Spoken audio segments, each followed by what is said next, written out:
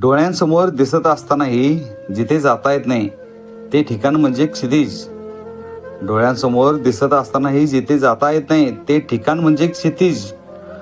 आणि आपल्या हातावर लिहिलेले असतानाही जे बदलता येत नाही ते म्हणजे आपले नशीब. आपल्या हातावर लिहिलेले असतानाही जे बदलता येत नाही ते म्हणजे आपलं नशीब. क्षितिज साक्षात नसतानाही ते समोर दिसते. क्षितिज साक्षात नसतानाही ते समोर दिसते. आणि आपलं नशीब आपल्या जवळ असतानाही ते नेहमी का बसते.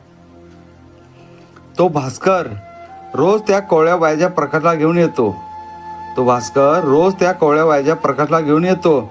आणि तोच दिनकर आपल्या दिनक्रमानुसार आपलं कार्य पूर्ण करून जसा एखादा म्हातारा घोंगड्यात घुसावा तसा चांदण्याच्या थंडगार चादरीत घेतो विसावा.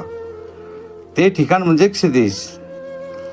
लोक म्हणतात की आपल्या तळ हातावर लिहिलेलं असतं आपल्या आयुष्याचं भविष्य.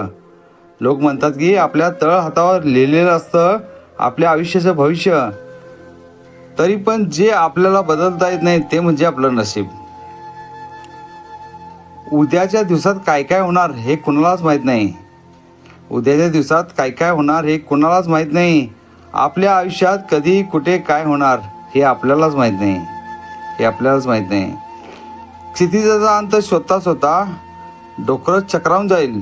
क्षितिजाचा अंत शोधता शोधता डोकं चक्रावून जाईल. आणि नशिबाची वाट थोडी अवघड जाईल. मगच तुम्हाला कळेल क्षितिज हा एक भरम आहे आणि आपलंच नशीब थोडं नरम आहे. क्षितिज हा एक भरम आहे आणि आपलंच नशीब थोडं नरम आहे.